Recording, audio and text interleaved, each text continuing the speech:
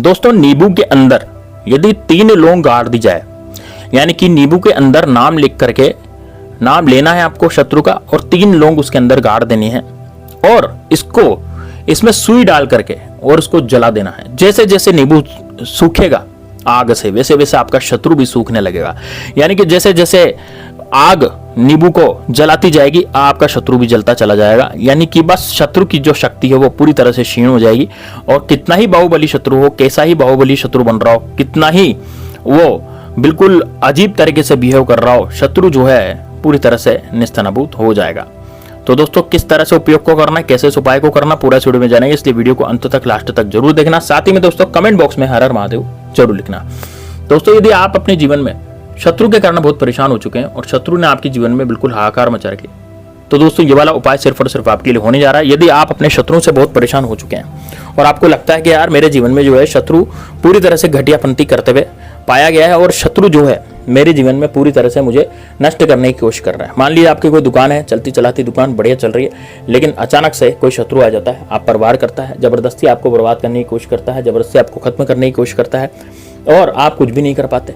यानी कि सामने से आकर के बाहुबली शत्रु लड़ाई करता है, आप लड़ाई झगड़े तो कर नहीं सकते, है ना। यदि लड़ाई झगड़े करते भी हैं तो आप में इतनी सामर्थ्य नहीं है कि आप उसको दबा सकें, क्योंकि वो दबंग शत्रु है। अब दबंग शत्रु को दोस्तों कल से मारा जाता है, बल से नहीं मारा जाता। उसको छल से मारा जाता है, उसको बल से नहीं मारा जाता।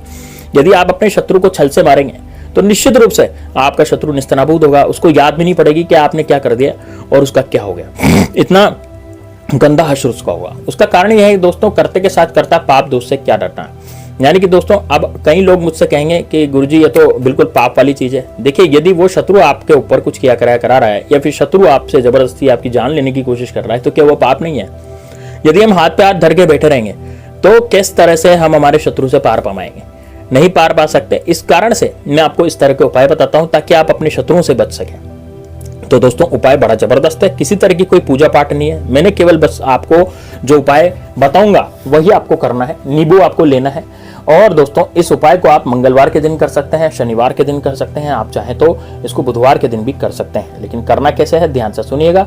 करने के लिए विशेष रूप से आप कॉपी पेन डायरी लेकर के बैठ जाइए, उसमें लिख लीजिएगा तो मैं क्या क्या बता रहा हूँ, किस किस तरह से बता रहा हूँ, उसी तरह से उपाय को कीजिएगा, तभी आपका उपाय सफल होगा।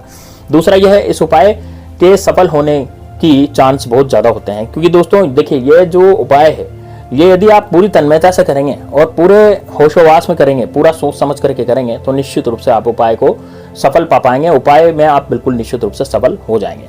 तो दोस्तों किस तरह से करना है, देखिए सबसे पहले तो आपको करना क्या है, आपको लेना दोस्तों एक पीले कलर का नींबू। अब ये पीले कलर का जो नींबू होता है वो बड़ा जबरदस्त होता है दोस्तों। पीले कलर के नींबू से जो उपाय होते हैं वो किसी भी दूसरे उपायों से बहुत ज्यादा अच्छे रहते हैं। तो आपको पीले कलर का एक नींबू लेना है। पीले कलर का नींबू लेकर के आपको अपने सीधे हाथ में इसको रख लेना है, ठीक है। पीले कलर का नींबू, मैं पहले सामग्री बता देता हूँ कौन कौन सी सामग्री आपको चाहिए। एक तो चाहिए 3 लौंग, जो टोपी वाली लौंग होती है जिसमें पीछे की तरफ टोपी लगी रहती है, वो वाली लौंग आपको चाहिएगी। तो कितनी लौंग चाहिएगी, वो आपको चाहिएगी 3 लौंग, है ना। तो 3 लौंग तो ये ले लीजिएगा जिसमें पीछे की तरफ टोपी लगी रहती है। और आपको एक पीले कलर का नींबू लेना है। वो नींबू ऐसा होना चाहिए जो बिल्कुल अच्छा हो, बिल्कुल सुडौल हो, स्वस्थ हो, उसमें रस भरा हो, ऐसा नींबू आपको चाहिए। इस तरह का नींबू नहीं चलेगा कि बेकार सा नींबू है ना, या फिर मतलब कि जैसे उसमें दाग दगीला नींबू है, दाग हो रहे हैं काले कलर के, या फिर उसमें कोई लाइन हो रही है, मतलब इस तरह का नींबू नहीं चलेगा। नींबू कैसा होना चाहिए, बिल्कुल पीले रंग का और बिल्कुल शानदार नींबू होना चाहिए जिसमें बढ़िया खुशबू आती हो और बिल्कुल ताजा तरीन नींबू आप बाजार से लेकर के आए, ठीक है ना। तो बाजार से लेकर के आपको बढ़िया ताजा नींबू लेकर के आना है, ठीक है। लौंग भी आपको कटी फटी नहीं लेनी। कई लोग क्या करते हैं टूटी फूटी लौंग ले लेते हैं, तो उससे काम नहीं होता फिर, ठीक है। तो लौंग भी आप अच्छी लें, बिल्कुल टोपी वाली लें, ऊपर की तरफ जो फूल लगा रहता है लौंग में वो लगा रहना चाहिए उसमें। अभी एक नींबू हो गया, 3 लौंग हो गई। इसके बाद एक सुई लेनी है। सुई ऐसी लेनी है जो नींबू के आर पार हो जाए, यानी कि आप नाप लीजिएगा कि कौन सी सुई नींबू के आर पार हो जाएगी। सुई जितनी ज्यादा बड़ी होगी उतनी ज्यादा बेस्ट होगा। आप चाहें तो सूलिया भी ले सकते हैं। सूलिया होता है सुई से थोड़ा मोटा आता है, वो सूलिया होता है, तो वो भी ले सकते हैं। अब दोस्तों आपको करना क्या है, ध्यान से सुनिएगा। सबसे पहले आप नींबू को अपने सीधे हाथ में रखना है। सीधे हाथ में लेकर के अपने दुश्मन का ध्यान करना है। जो भी आपका शत्रु हो, किसी भी तरह का शत्रु, आपकी प्रॉपर्टी हड़पना चाहता हो, आपको मार गिराना चाहता हो, आपकी महिलाओं पर बुरी नजर डालता हो, आपकी लड़की को भगा लेना चाहता हो, है ना। ऐसे भी शत्रु होते हैं आजकल गंदी निगाह के। वो क्या करते हैं, सुंदर लड़कियां होती है हमारे घर में, सुंदर कन्या होती है, हमारी बेटियां होती हैं, तो उनको भगा के ले जाने की कोशिश करते हैं। तो उस तरह के शत्रुओं का भी इसमें नाश होता है। दूसरा यह है, कोई औरत है, कोई यदि मुझे माता बहन सुन रही है, यदि उसको कोई छेड़ रहा है, परेशान कर रहा है और आपके कहने पर वो नहीं मान रहा, तो आप भी उसके लिए इस तरह का उपाय कर सकते हो यदि आपको उसका नाम पता है तो, ठीक है। और गुप्त शत्रुओं के लिए भी उपाय हो जाता है। गुप्त शत्रु यदि आपके हैं, हमको परेशान कर रहे हैं, तो उसके लिए भी आप इस उपाय को कर सकते हैं। तो आपको करना क्या है, ध्यान से सुनिएगा। दक्षिण दिशा में बैठ जाएं, ये सारी सामग्री ले लें। अब सारी सामग्री लेकर के दक्षिण दिशा में बैठ करके नींबू पर लिखेंगे शत्रु का नाम। शत्रु का नाम जो है, जैसे आप, मेरे शत्रु का नाम अजय सिंह है तो मैं लिख दूंगा वहां पर अजय, है ना। लेकिन यदि मान लीजिए मेरे शत्रु का नाम मुझे पता ही नहीं है, क्योंकि मेरा शत्रु जो है गुप्त शत्रु है, तो आप केवल वहां पर काले कलर के मार्कर से क्या लिखेंगे, नींबू पर शत्रु। अब जैसे आपने शत्रु का नाम लिखा या फिर शत्रु लिखा, तो आप क्या करेंगे, उस शत्रु के नाम के ऊपर आप 3 लौंगे गाड़ देंगे। लौंग गाड़ने से पहले थोड़ा नींबू में छेद कर लीजिएगा सुई से, क्योंकि एकदम लौंग अंदर जाएगी नहीं।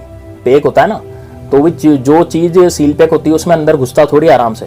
तो घुसाने के लिए आपको क्या करना है, सुई को जो है, सुई को उसमें नींबू के अंदर गाड़ देना, जहां पर आप लौंग को गाड़ेंगे। तो सुई से थोड़ा छेद कर दें, फिर उसके बाद लौंग को गाड़ें, है ना, तब जा करके, नहीं तो लौंग टूट सकती है। ठीक है, तो आपको क्या करना है, आपको थोड़ा सा नींबू में सुई को घुसेड़ना। जैसे आपने अजय नाम लिखा, तो अ जो शब्द है उसके ऊपर आपको सुई घुसेड़नी। पहले सुई को बाहर निकाल दे, छेद हो जाएगा, उसके बाद उसमें लौंग घुसेड़े।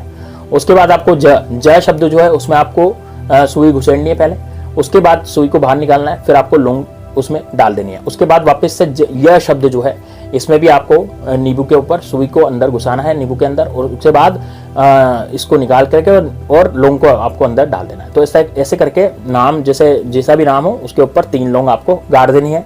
अब 3 लौंग गाड़ने के बाद आप क्या करेंगे, अब जो सुई है उस सुई को नींबू के आर पार करेंगे। ठीक है ना, सुई को नींबू के आर पार करेंगे।